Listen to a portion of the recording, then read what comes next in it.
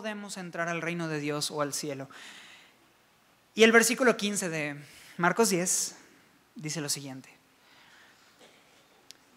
de cierto os digo que el que no reciba el reino de Dios como un niño, no entrará en él.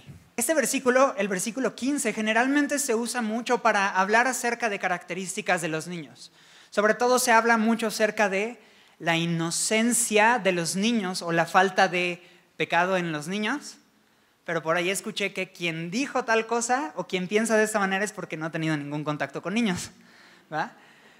Realmente, como trabajo en la escuela, llego a conocer, yo mismo, todos nosotros hemos sido niños y no somos perfectos. Ni lo fuimos entonces, ni lo somos ahora, y no hay un estatus en el cual digamos, bueno, que se fue perdiendo esa inocencia o se fue perdiendo esa perfección, porque no lo éramos. Dice la Biblia que nosotros somos pecadores, llámese niño, llámese adulto. Por lo tanto, las características que aquí se mencionan tenemos que observarlas, ¿no? Y hay una característica que sobresale en los niños, porque entendemos, al mismo tiempo podemos ver cierta pureza en ellos, ¿sí o no? Hay una pureza, hay una recepción en ellos, hay una confianza en ellos, hay algo que sí es verdad con los años se va perdiendo, ¿no? Y aquí dice una característica, versículo 15, el que no, ¿qué dice ahí? El que no reciba. Recibir. Un niño recibe. ¿A qué se refiere con recibir?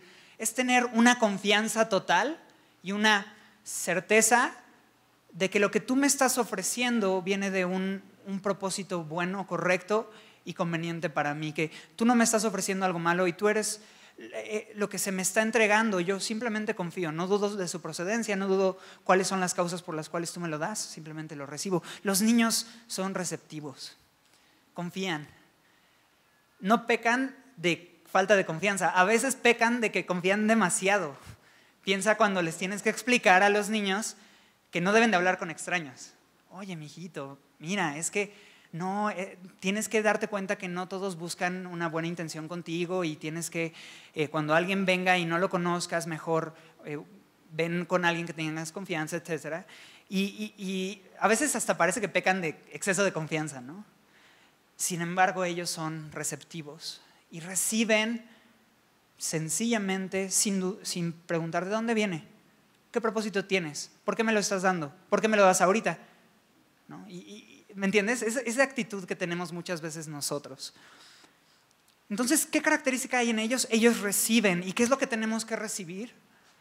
El reino, ¿de quién? El reino de Dios. ¿El reino de Dios se compra? ¿El reino de Dios se gana? ¿El reino de Dios se alcanza con las uñas si es necesario? El reino de Dios se ha acercado. Y eso hoy lo que vamos a ver en estos pasajes va a ser un poquito, vamos a avanzar hasta el final del capítulo y vamos a ir un poquito rápido, pero vamos a encontrar los principios acerca del reino de Dios y vamos a ver dos ejemplos. Un hombre que quiso ganar el reino de Dios, que quiso alcanzarlo por sus esfuerzos humanos, y un segundo ejemplo de un hombre que se entregó, que confió, que se reconoció a sí mismo incapaz y le dijo: Dios, ten misericordia de mí. ¿Va?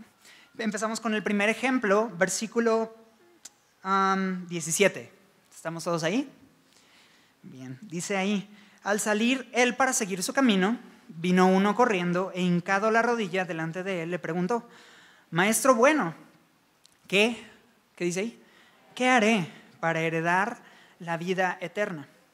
Y Jesús le dijo: ¿por qué me llamas bueno? Ninguno hay bueno, sino solo uno, Dios.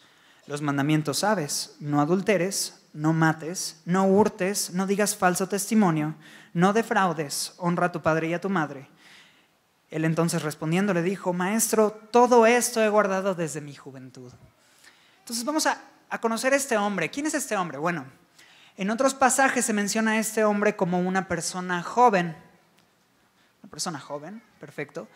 Y también el contexto del pasaje nos deja ver que este joven no solo era un joven que tenía posesiones.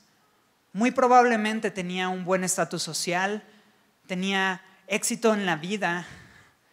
Y esta combinación joven exitoso no es lo que muchos de nosotros soñamos o hemos soñado o tenemos en la mente o pensamos, es que el éxito llega cuando verdaderamente lo alcanzas en una edad joven.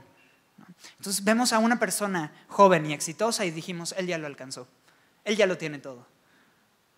¿Qué más le falta?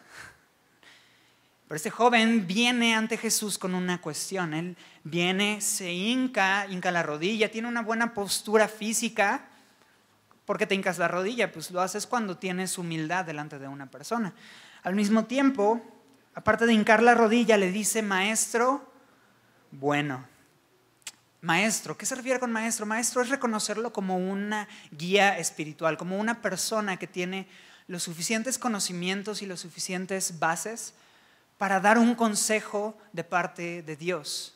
Viene a él como diciéndole, tú que eres sabio y así Dios, bueno Jesús más bien, tú que eres sabio y conocedor acerca de temas espirituales, maestro, ¿me puedes decir cuál es el camino que yo debo de recorrer? ¿Me puedes decir de qué manera yo puedo alcanzar el reino de los cielos?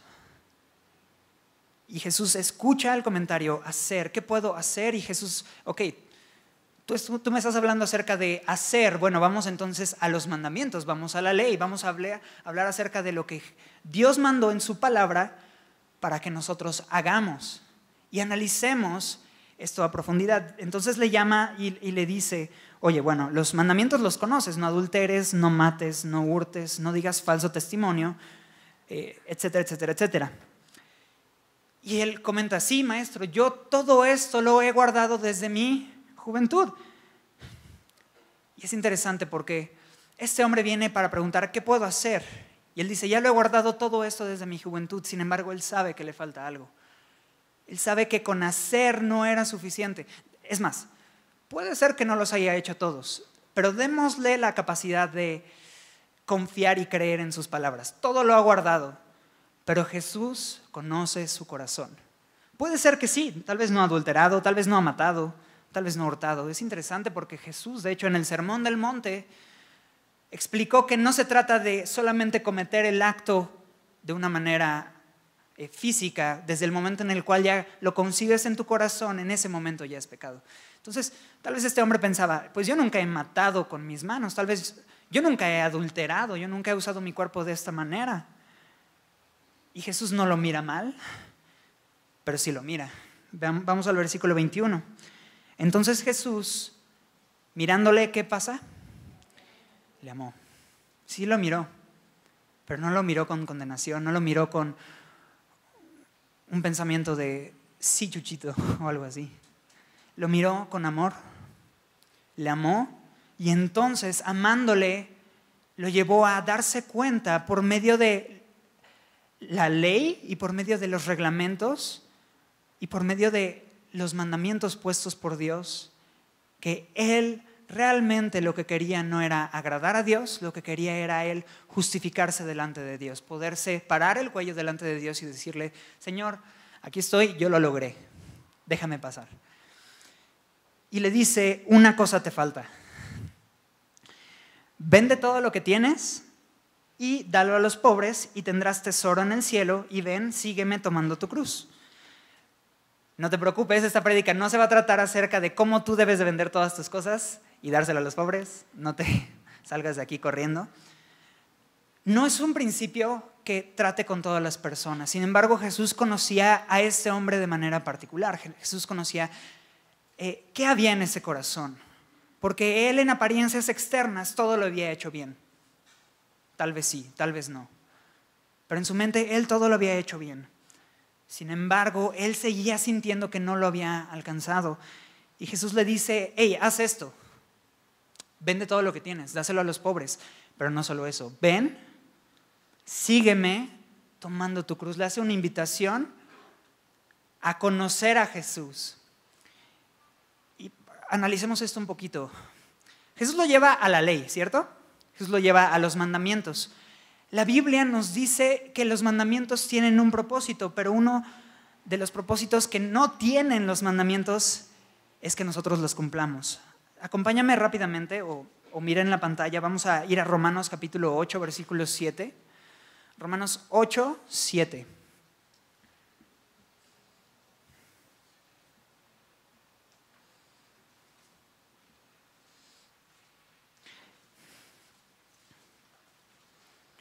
Dice ahí en Romanos capítulo 8, versículo 7, por cuanto los designios o la voluntad de la carne son enemistad contra Dios, porque no se sujetan a la ley de Dios, ni tampoco pueden.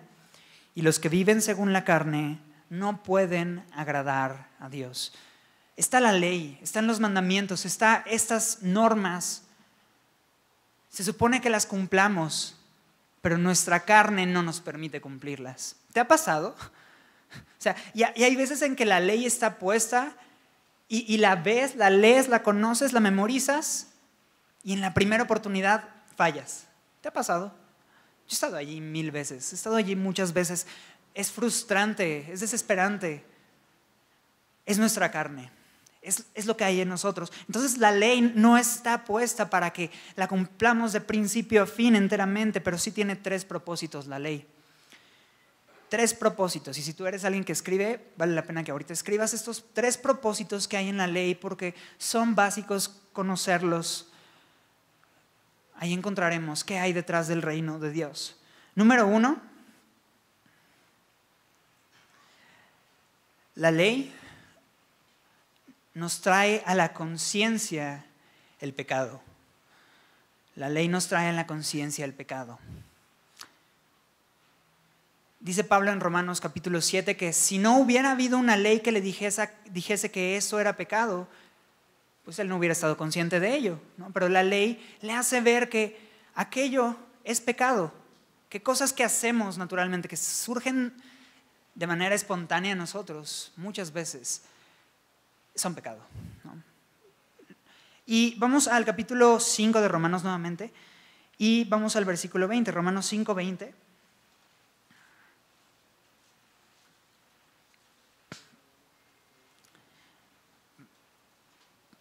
En donde dice lo siguiente: la ley se introdujo para que el pecado, ¿qué dice ahí? Abundase. Mas cuando el pecado abundó, sobreabundó la gracia. Entonces, la ley muestra que existe el pecado. Sin la ley no hay conciencia de pecado. Pero número 2, la ley tiene un segundo propósito. Suena raro, pero vamos ahí. Condenarnos. Condenarnos.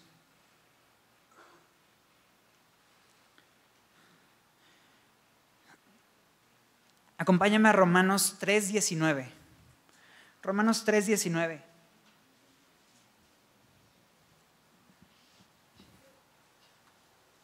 ¿Ya está en las pantallas? Sí. Súper. Romanos 3:19 dice así: pero sabemos que todo lo que la ley dice, lo dice a los que están bajo la ley para que toda boca se cierre y todo el mundo quede bajo el juicio de Dios. La ley nos lleva a darnos cuenta que hay un pecado, pero no solo eso, nos pone delante del juicio de Dios y nos muestra como culpables. La Biblia dice que el pecador tiene una condena y la condena es la muerte eterna. Por lo tanto, cuando la ley es expuesta en nuestras vidas y los mandamientos son expuestos en nuestras vidas y los intentamos cumplir y nomás no podemos y nomás nos damos de topes, número 1, nos damos cuenta que somos pecadores, que no somos perfectos y no somos lo que creíamos. Número 2, decimos, ahora, ¿quién podrá salvarnos? Nos condenan, nos damos cuenta que somos culpables y que delante del justo juicio de Dios, porque déjame te digo algo, Dios es justo. Él no juzga de acuerdo a nuestros estándares, Él juzga de acuerdo a los estándares perfectos y correctos. Y delante de este juicio estamos condenados. Pero ahí está el punto más importante, punto número 3. Punto número 3, y la razón por la cual están el punto 1 y el punto 2. La ley nos lleva a Cristo. La ley nos lleva a Jesucristo. Punto número 3, la ley nos lleva a Jesucristo. Y Gálatas 3:24,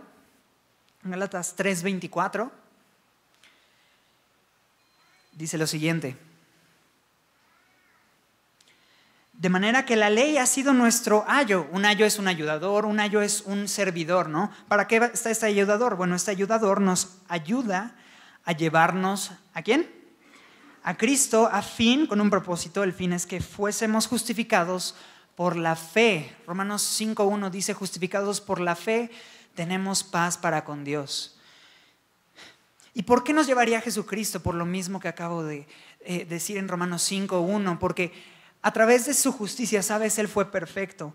Él de hecho lo dijo en Mateo 5:17, no penséis que he venido a cancelar o a pasar por encima de la ley o simplemente a ignorar la ley que había sido puesta. No vine a abrogar la ley o los profetas, sino la he venido a cumplir. Entonces, cuando la ley nos trae a Jesucristo, y Jesucristo en cada paso que Él dio, en cada palabra que Él dijo, en cada conducta y en cada proceder que Él tuvo en esta vida, Él fue perfecto. Esa justicia que Él tiene por medio de la fe es pasada a nosotros, porque nosotros no podemos hacer nada por nosotros, pero por medio de su justicia es que en nosotros encontramos paz, plenitud y esta necesidad y esta búsqueda que el joven rico estaba peleando por tener, ¿no? Es que lo he cumplido, es que lo he intentado, es que he luchado, es que he perseverado fuertemente, pero sigo sin alcanzarlo. Y dice Jesús, exacto, porque lo has intentado demasiado, pero no se trata de intentar alcanzarlo, se trata de recibirlo. Se trata de recibirlo con la sencillez con la que un niño recibe. Y sí o no, Jesús lo invitó a seguirlo a Él. Versículo 21 dijo, ok, vende todo esto, dáselo a los pobres, y al final ¿qué le dice? Ven, sígueme tomando tu cruz. Entonces ahí están los dos propósitos de la ley. Sí nos condena, sí nos demuestra que somos pecadores, pero también nos lleva a Cristo. Y Jesús está haciendo esto mismo. Jesús le está diciendo, hey, ven a mí. Ok, ya te diste cuenta de quién eres, ahora ven a mí, sígueme a mí, toma tu cruz, haz los sacrificios que tienes que hacer y encuentra que yo soy el camino. No se trata de seguir un camino, se trata de seguirme a mí, que yo soy el camino. Y versículo 22 dice, pero él afligido por esa palabra, ok, ahí está el paso número 1, paso número 2, está confrontado, está condenado por el pecado, perfecto, vamos bien. ¿Pero va a Cristo? ¿Lo sigue? No, se fue triste. Él identifica cuál es su necesidad, identifica cuál es la circunstancia que estaba sucediendo en su corazón y lo más importante y el propósito más grande, que es finalmente ya llegar rendido a Cristo, condenado y sintiéndote, Señor, solo no podía, te necesitaba siempre y hasta ahorita me di cuenta. Ese paso que requiere humildad, que requiere la sencillez de simplemente recibirlo, no lo hizo. Y prefirió irse triste. ¿Por qué? Porque tenía muchas posesiones. Tenía muchas posesiones. Y Juan 3:19 dice que la luz vino al mundo y los hombres amaron más las tinieblas que la luz porque sus obras eran malas. Y dice, esta es la condenación. Esta es la condenación. La condenación no es que Jesús haya venido a condenarnos, no es que la luz venga y se prenda solita y de pronto evidencie toda la suciedad y todo el mugrero en el que estamos viviendo y de pronto nos apunte y nos señale y nos haga ver como alguien que ha fallado y nos exponga y nos humille públicamente. Ese no es el propósito de la luz. La luz se prende para que nosotros veamos realmente dónde estamos y cobrando conciencia de dónde estamos parados y en qué nos hemos metido, abracemos ahora sí la verdad y vivamos conforme a esa verdad. Pero la luz vino al mundo y los hombres, en vez de soltar todo eso sucio que hicimos, amamos más las tinieblas que la luz, ¿no? Y es esto, es una invitación para el joven rico para que él reciba, para que él también se dé cuenta por medio de la ley que él no puede. Él no puede. Él necesita de Dios, Él necesita de Jesucristo, Él necesita seguirle a Él. Si Él hubiera seguido a Jesucristo, Él verdaderamente hubiera encontrado que no se trata de cumplirlo, se trata de entregarse a Él. Y Jesús tiene una enseñanza que dar a partir de esto. Jesús les va a decir algo a sus discípulos en el versículo 23, dice lo siguiente. Entonces Jesús, mirando alrededor, dijo a sus discípulos, cuán difícilmente entrarán en el reino de Dios los que tienen riquezas. Y todos decimos aquí, yes, qué bueno que no tengo riquezas. Ok, vamos a seguir leyendo para ver si a eso se refiere. Dice el versículo 24, los discípulos se asombraron de sus palabras, pero Jesús respondiendo volvió a decirles: hijos, cuán difícil les es entrar en el reino de Dios a los que ¿qué? Confían en las riquezas. No es un tema de ustedes gente de la burguesía y ustedes gente de que están por encima de todos y se quieren poner por encima. No está hablando acerca de quien sí tiene y condenando a quien sí tiene. Está hablando acerca de la cuestión del corazón. Y sabes, hay muchos pobres, hay mucha gente que no tiene los recursos, que aman más el dinero que los que sí lo tienen. Hay mucha gente que tiene el dinero y créeme, ama su dinero. Pero hay gente que no lo tiene y ama tanto el dinero que no tiene, que lo persigue y esa es su meta final. Ni siquiera es tener una estabilidad, es conseguir el dinero y conseguir las riquezas y conseguir la fama y conseguir la fortuna y conseguir el aquí y el ahora. Y amamos esto y eso es lo que perseguimos. Y este hombre confiaba en sus posesiones, en sus riquezas y se fue triste porque tenía muchas.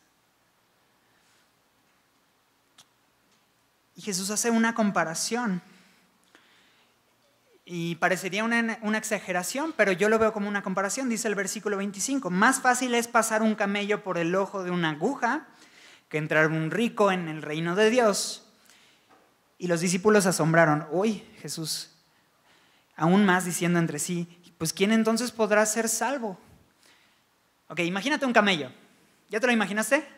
¿Sí? ¿Ya lo tienes claro? Imagínate una aguja. ¿Ya la imaginaste? Okay, está el camello, está la aguja y de pronto el camello intenta entrar por el ojo de la aguja. ¿Puedes imaginarlo? Imagínalo así con todas tus fuerzas. No, ni imaginándolo, ¿verdad? Simplemente es una ridiculez. Es imposible. Entonces Jesús está hablando de algo imposible para comparar a algo imposible también. Para el hombre, dice el versículo 27. Entonces Jesús mirándoles dijo: para los hombres es imposible. Y eso es una realidad. El hombre no puede con sus propias fuerzas, con quien somos, con la naturaleza que tenemos, con las pasiones que seguimos y las cosas que amamos este mundo, entrar al reino de Dios. Es imposible para el hombre. Pero la historia no termina ahí. Dice, mas para Dios no. Porque todas las cosas son posibles para Dios. Y me encanta pensar en esto porque no solo todas las cosas son posibles para Dios. Para Dios, salvar al hombre no solo es posible, es deseable. Dice en 2 de Timoteo que Él desea que todos los hombres sean salvos y todos vengan al arrepentimiento. ¿Es posible para Dios? Sí. ¿Es deseable para Él? Sí. ¿Era la única solución que teníamos? Sí. Gracias a Dios, Él ha tenido este amor para con nosotros, que es posible y es deseable para Él salvar al ser humano. Y el versículo 28 continúa diciendo, entonces Pedro comenzó a decirle, y aquí nosotros lo hemos dejado todo y te hemos seguido. Y respondió Jesús y dijo, de cierto os digo que no hay ninguno que haya dejado casa o hermanos o hermanas o padre o madre o mujer o hijos o tierras por causa de mí y del Evangelio, que no reciba 100 veces más ahora en este tiempo casas, hermanos, hermanas, madres, hijos y tierras con persecuciones y en el siglo venidero la vida eterna. Pero muchos primeros serán los postreros y los postreros primero.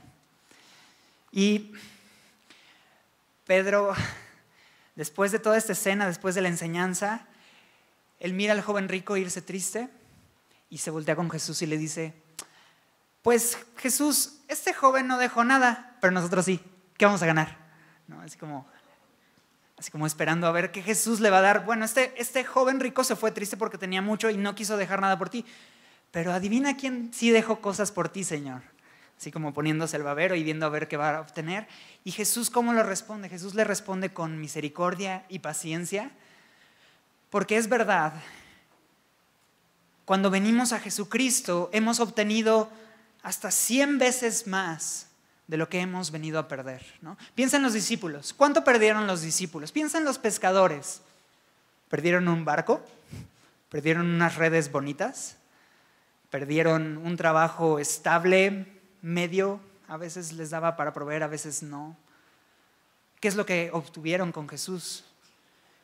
La verdad, el mensaje de salvación más glorioso que iba a transformar a un mundo completo, de manera que llegó el día de hoy a todos los rincones del mundo. Obtener vida eterna, obtener una familia espiritual que es genuina, sincera y que ha sido quebrantada por Dios. ¿No?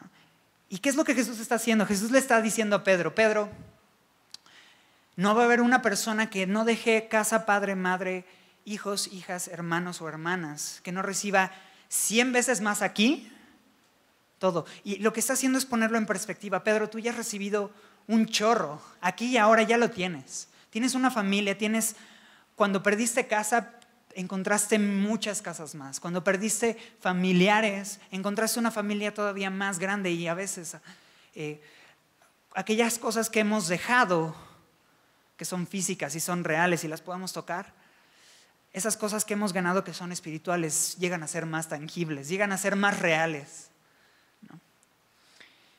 Y Jesús lo está poniendo en perspectiva. Lo que hemos obtenido a partir del reino de Dios es mucho más. Pero también dice persecuciones. ¿Sí lo viste? Está raro, ¿verdad? Uno pensaría, pues, ¿qué tiene que hacer ahí persecuciones?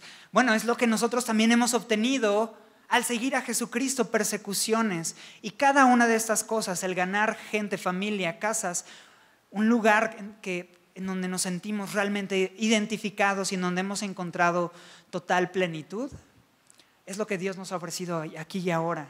Y aún con todo y las persecuciones, lo que viene al final nos demuestra que haber perdido todo valía la pena con tal de ganarlo todo. Porque al final, ¿qué es lo que tenemos? Versículo 30, 30, dice, y en el siglo venidero, la vida eterna.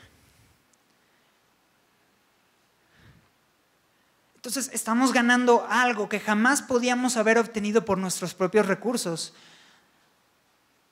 simplemente rechazando lo de aquí y lo de ahora, lo que implique. Simplemente no hay comparación. Simplemente los dividendos son muchísimos más cuando los ponemos en esta perspectiva. Pero seguimos amando más las tinieblas que la luz, seguimos amando más nuestras posesiones, ¿no? Y seguimos atesorando más todo esto cuando Jesús es nuestro tesoro más grande, ¿no? Y dice, iban por el camino, versículo 32, subiendo a Jerusalén, y Jesús iba adelante, y ellos se asombraron y le seguían con miedo. ¿Por qué tenían miedo? Bueno, un día después iban a entrar a Jerusalén, y una semana después de esto Jesús estaría en una cruz muriendo por los pecados tuyos y míos. Ellos sabían que ir a Jerusalén no era una buena idea. Y Jesús, en vez de decirles, miren, no se preocupen, todo va a estar bien, les dice unas cosas bien severas. Dice, entonces volviendo a tomar a los 12 aparte, les comenzó a decir las cosas que habían de acontecer. Bueno, resulta que subimos a Jerusalén y el Hijo del Hombre será primeramente entregado a los principales sacerdotes y a los escribas. Le condenarán a muerte y le entregarán a los gentiles. Le escarnecerán, le azotarán, escupirán en él y le matarán. Mas al tercer día resucitará. Jesús da perfectamente aquí el evangelio. No se salta ni un solo detalle. Muestra cómo los judíos van a estar totalmente involucrados. Los sacerdotes, ¿y quién más? Los principales sacerdotes y los escribas lo entregarán. Pero también muestra cómo los gentiles estarían involucrados. Ellos serían entregados a los gentiles, en donde se emitiría un juicio injusto, le condenarán sin haber hecho un juicio como tal, le escarnecerán, esto habla de burla, le azotarán, esto habla de tortura, le escupirán y finalmente ¿qué? Le matarán. Y ellos tenían miedo, ahora tienen más, tienen mucho miedo. Pero termina ahí la cosa. Mas al tercer día resucitará. No le falta ni un solo detalle. Y el detalle más importante no se lo puede saltar. ¿Por qué? Porque tú oyes todo esto y ves un camino de Jesús así como lo ves naturalmente y carnalmente y dices, Jesús, no, vas para abajo, no permitas que eso te suceda. Pero en realidad cada uno de estos pasos que Él está dando hacia la cruz y la misma confirmación de que Él resucita al tercer día confirman que los pasos de Jesús no eran para abajo, eran hacia la victoria, eran para arriba. Y Jesús resucitaría al tercer día. Cada una de estas cosas se cumplieron, incluso lo de la resurrección. Y Jesús ascendió al cielo y Él está preparando un lugar para que los que creen en Él puedan tener vida eterna, ¿no? Y Él es victorioso. Y Él menciona en el versículo 33 el Hijo, ¿de quién? El Hijo del Hombre, no del Santo. El Hijo del Hombre. Dice el Hijo del Hombre. ¿Y a qué se refiere con el Hijo del Hombre? Bueno, en Daniel, capítulo 7, versículo 13 al 14, en Daniel 7 del 13 al 14, se menciona acerca de una profecía que hacía referencia hacia el Mesías. ¿Cuál era la obra del Mesías y cuál era el futuro del Mesías? ¿Lo tienen en pantalla? Perfecto. Dice, miraba yo en la visión de la noche y he aquí en las nubes del cielo venía uno como un hijo de, ¿qué? De hombre. Ahí está la frase, que vino hasta el anciano de días. ¿Quién es el anciano de días? Dios. Y le hicieron acercarse delante de él y le fue dado dominio, gloria y reino para que todos los pueblos, naciones y lenguas le sirvieran. Su dominio es dominio eterno que nunca pasará y su reino uno que nunca será destruido. ¿No es glorioso este pasaje? Tiene un chorro. Recibirá la gloria, la honra, recibirá el dominio de todos los pueblos. No faltará una sola nación y lengua que no les sirvan. Es glorioso. Y aquí se menciona al Hijo del Hombre como alguien que iba a ir hacia la muerte. Pero nosotros tenemos que entender que es por su muerte y que es en ese momento que la gloria de Dios se revela de la manera más increíble, más gloriosa, más grandiosa en toda la humanidad. Es cuando Jesús muere en la cruz que verdaderamente podemos encontrar la gloria de Dios. Y finalmente bajo esa obra Él recibe nuevamente toda la gloria, todo el poder y el servicio de cada una de las naciones de este mundo. El camino que parecía de Jesús para abajo en realidad es para arriba. Y Jacobo y Juan se acercan a Jesús con una pregunta muy interesante. Mientras Jesús va hablando acerca de el Evangelio, les va diciendo unas cosas increíbles acerca de su destino, hacia dónde se iba a dirigir. De pronto se acercan Jacobo y Juan, versículo 35, hijos de Zebedeo, se le acercaron diciendo, Maestro, querríamos que nos hicieras lo que te pidiéramos. Está bien chistoso, ¿no? Es como, Jesús, mi hermano y yo estábamos pensando en que nos dieras lo que te pedimos, por favor. Qué bueno que Jesús no nos concede todo lo que le pedimos, ¿cierto? Qué bueno que tenemos luego deseos y estamos así y le pedimos, pero Dios sabe verdaderamente cuál es nuestra necesidad. Pero llegan ellos dos, yo me imagino en la mente de Juan y Jacobo, que Jesús está hablando acerca de la crucifixión, de la tortura, de cómo se iban a burlar de él, y en su mente estaban, y ellos estaban pensando, a Pedro le dijeron que sí habían recompensas, sí. Vamos a entonces pedirle algo así. Y en el versículo 37 dice, ellos le dijeron, concédenos que en tu gloria nos sentemos el uno a tu derecha y el otro a la izquierda. Y Jesús les dice, no saben lo que piden. ¿Pueden beber del vaso que yo bebo o ser bautizados con el bautismo con que yo soy bautizado? Y ellos dijeron, sí, podemos. Seguían sin saber de qué estaban hablando. Jesús les dijo, a la verdad del vaso que yo bebo, beberéis, y con el bautismo con que yo soy bautizado, seréis bautizado. Pero el sentaros a mi derecha o a mi izquierda no es mío darlo, sino a aquellos para quienes está preparado. Entonces ellos vienen con Jesús y le dicen, Señor, hablando de recompensas, está chido esto de padre y madre y casas aquí y ahora y todo eso, y de la vida eterna, suena padrísimo, pero ¿nos podrías dar la recompensa más grandota, por favor? Mira todo lo que hemos hecho por ti. Y Jesús les dice, ¿están dispuestos a beber del mismo vaso y del mismo bautizo ser bautizados? ¿A qué se refería con esto? El vaso habla acerca de las tribulaciones. De la misma manera, el bautismo habla acerca de el sufrimiento. Las tribulaciones y el sufrimiento que iban a venir por causa del Evangelio y por causa de predicar al Dios vivo. Y ellos dijeron, sí podemos. No sabían de qué estaban hablando, pero Jesús les dijo, es verdad. De hecho, sí lo van a hacer y van a beber del mismo vaso y ustedes padecerán de la misma manera. Déjame te cuento un poquito. Estamos hablando de Jacobo y Juan. Jacobo fue el primero de los mártires. En Hechos capítulo 12 se nos menciona acerca de su martirio. Él fue el primero de las personas que por el nombre de Jesucristo fue muerto. Y en cuanto a Juan, bueno, Juan es un caso muy diferente.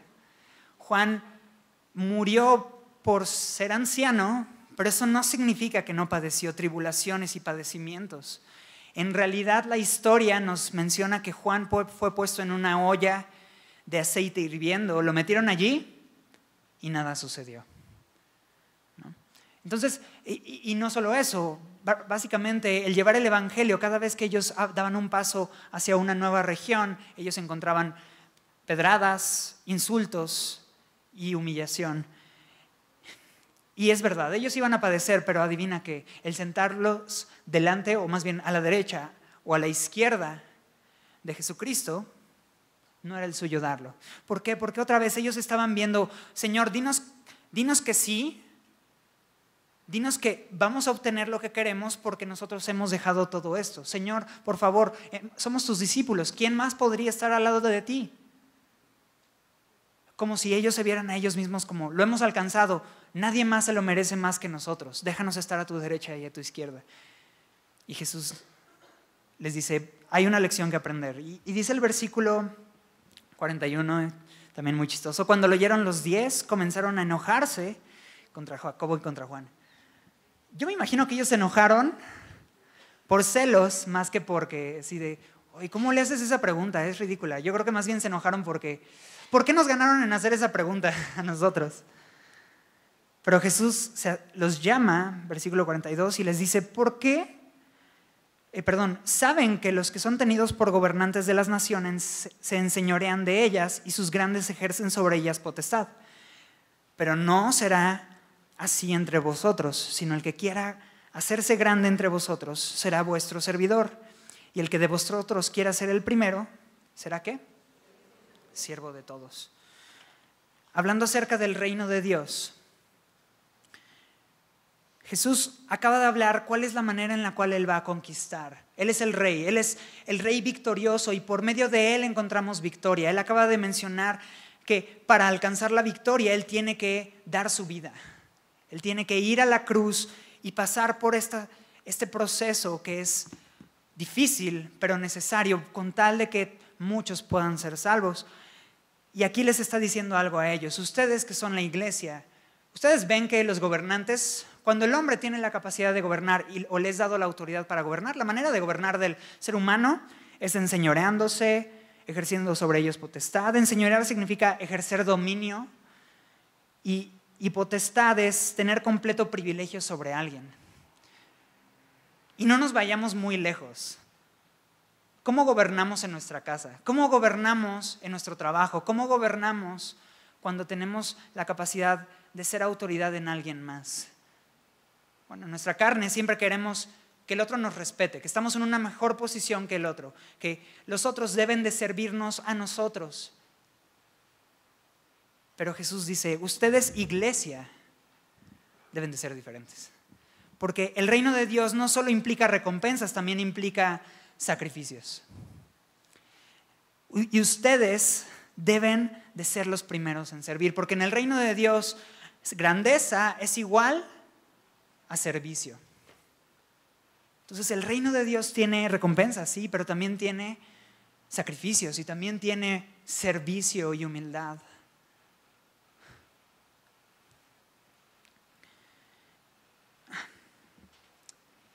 Pero también lo más glorioso que tiene el reino de Dios lo podemos ver en el versículo 45, porque lo más glorioso que puede tener un reino es su rey.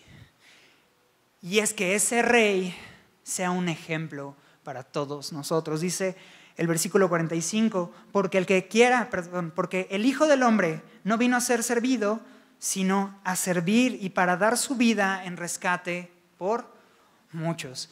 Él no es un capataz, hazlo ahorita mismo.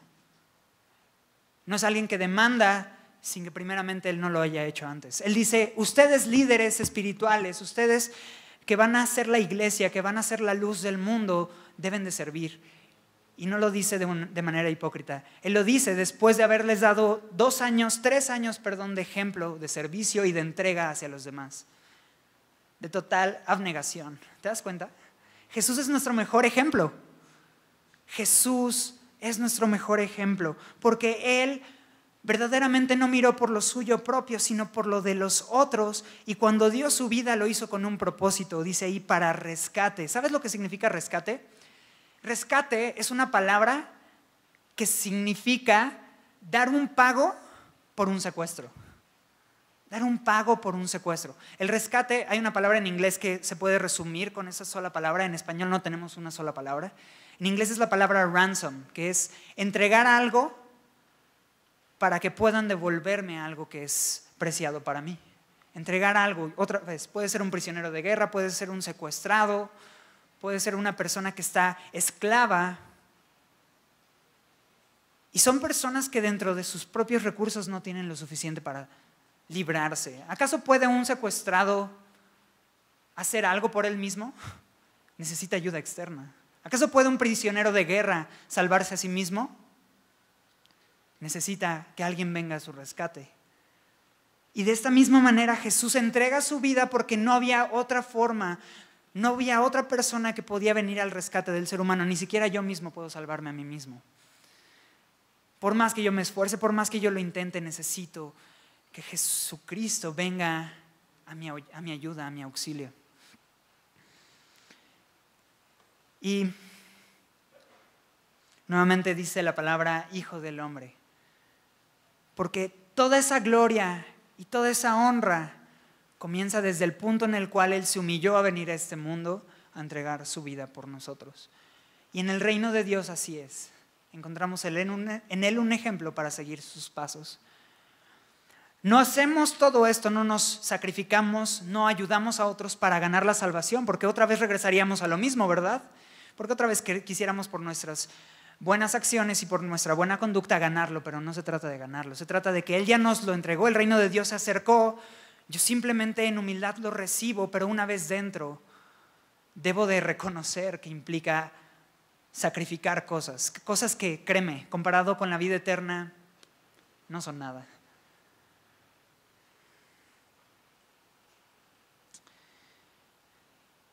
Y con esto terminamos. Vamos a ver en el versículo 46 al 52 la historia del segundo ejemplo, porque ¿cuál fue nuestro primer ejemplo que vimos? El joven rico. El joven rico se acerca a Jesús, una buena postura física, buena retórica, buenas palabras.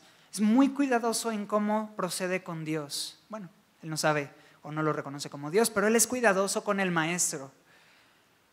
La pregunta es si solo su rodilla estaba hincada y no su corazón. Yo creo que solo su rodilla estaba hincada. Y este hombre es confrontado por el Señor lo lleva a la ley lo lleva a condenarse, y la condenación, en vez de llevarlo a Cristo, él decide quedarse triste, irse con sus posesiones a aceptar a Jesús. Pero este segundo caso es muy diferente y vamos a ver este ejemplo. Versículo 46. Entonces vinieron a Jericó, y al salir de Jericó, él y sus discípulos y una gran multitud, Bartimeo el ciego, hijo de Timeo, estaba sentado junto al camino mendigando. Y oyendo que era Jesús Nazareno, comenzó a dar voces y a decir: Jesús, hijo de David, ten misericordia de mí. Y muchos le reprendían para que callase, pero él clamaba mucho más: Hijo de David, ten misericordia de mí. Entonces Jesús, deteniéndose, mandó llamarle, y llamaron al ciego diciéndole: Ten confianza, levántate, te llama. Él entonces, arrojando su capa, se levantó y vino a Jesús. Y respondiendo Jesús le dijo, ¿qué quieres que te haga? Y el ciego le dijo, Maestro, que recobre la vista. Y Jesús le dijo, vete, tu fe te ha salvado. Y enseguida recobró la vista y seguía a Jesús en el camino. Este segundo ejemplo es de un hombre que recibió. Simplemente tuvo fe, creyó. Y hay diferentes características en la fe de este hombre que llaman mi atención y hoy quisiera compartirlas contigo de lo que veo en la fe de este hombre. Porque este hombre, número uno, tuvo una fe determinada a alcanzar a Jesús. Él clamaba, Señor, ten misericordia de mí, Señor, ten misericordia de mí. Y otros, hey, guarda silencio, ¿qué no ves que está pasando al maestro? Y él seguía, Señor, ten misericordia de mí. Y en la medida en la que más lo callaban, ¿él qué hacía? Más clamaba y más fuerte. ¿Sabes? La manera en la cual él venía a Jesús no era hincando la rodilla y haciendo reverencia y usando las palabras correctas. Él estaba necesitado y él lo sabía. ¿Qué le pedía a Dios? ¿Qué le pedía a Jesús? Misericordia. Él no tenía una actitud de, por 30, 40, 50 años he sido ciego, he vivido una vida injusta, he vivido una vida de sufrimiento, Dios me es deudor. Dios me tiene que pagar todo esto que sufrí y todo esto que perdí. No, él no tuvo una actitud así. Él dijo, ten misericordia de mí, ayúdame, porque solo no puedo. Entonces, número dos, él tenía una fe que vino humilde a Jesús. Cuando vino a Jesús no vino a demandarle, Señor, tú me tienes que sanar. Le dijo, ten misericordia de mí. Número tres, él tenía una fe que reconocía quién era Jesús. Él le llama Hijo de David. Hijo de David en el versículo 47. Y este término es muy similar al Hijo del Hombre. Ambos términos implican o hacen referencia al Mesías, ¿no? Entonces, este hombre está reconociendo, tú eres el Mesías, tú eres el que estábamos esperando y tú eres el único que me puedes ayudar. Ayúdame. Número 4, este hombre tuvo una fe que se sometió humildemente a Jesús. Él le dijo maestro. Él le dijo Señor. Esta palabra maestro significa Señor, alguien que tiene control, ¿no? Y similar a la palabra que usó el joven rico, ¿cierto? Pero la diferencia ¿dónde está? ¿En cómo lo dices? Creo que la diferencia está en el corazón que hay detrás de lo que estás diciendo. Porque otra vez este hombre vino todo levantando la voz y siendo bien exagerado, totalmente antiortodoxo. El joven rico era perfecto en su proceder, no tuvo una sola falla en la manera en la cual procedió con Jesús, pero su corazón estaba lejos de Dios. Había orgullo en él, quería él venir a Dios con sus manos llenas y decirle, Dios, traigo todo esto y lo logré con mis fuerzas. Y este hombre sin nada, ciego, mendigando en el camino, no tiene nada que ofrecer, le dice a Jesús, ten misericordia de mí. ¿Te das cuenta de la diferencia? Todo está en el corazón.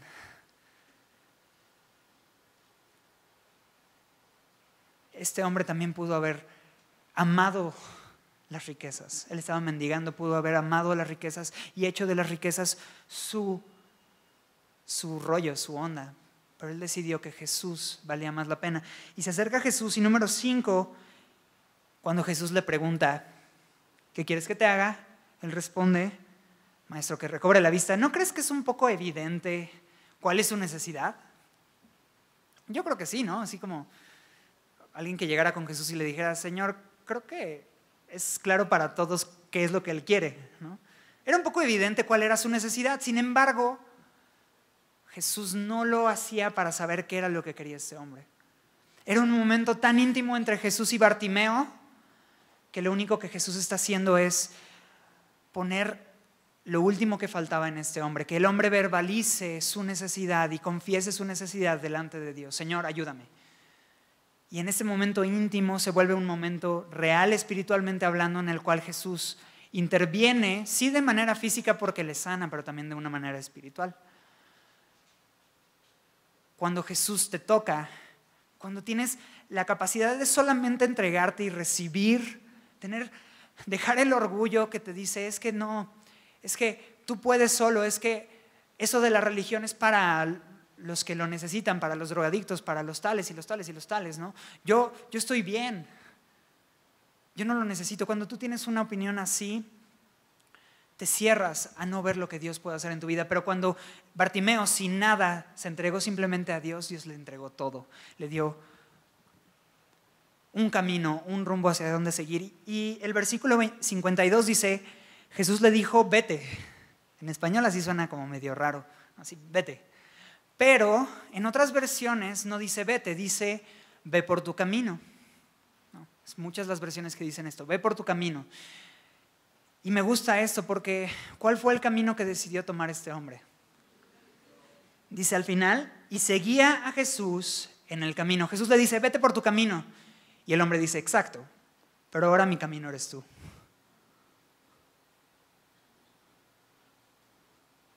Él decidió tener la humildad suficiente para reconocer que dentro de sus recursos no había nada. El otro hombre también se fue con algo.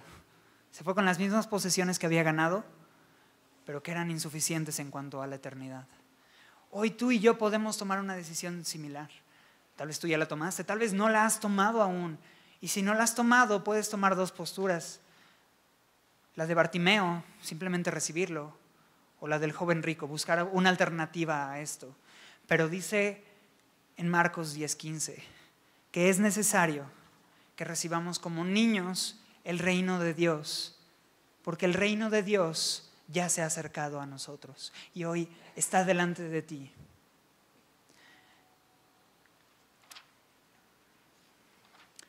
Entonces yo te quisiera hacer una invitación. Si alguien aquí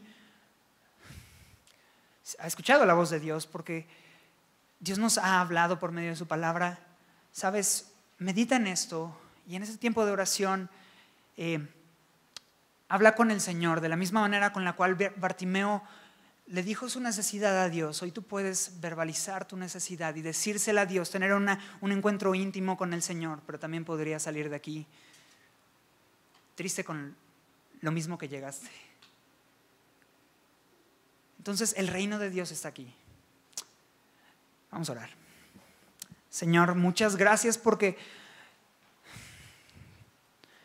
si nosotros poder alcanzarlo, tú te has acercado a nosotros. Si nosotros tener nada dentro de nosotros para lograrlo, tú lo has hecho todo, Señor. Tú dijiste en la cruz, consumado es.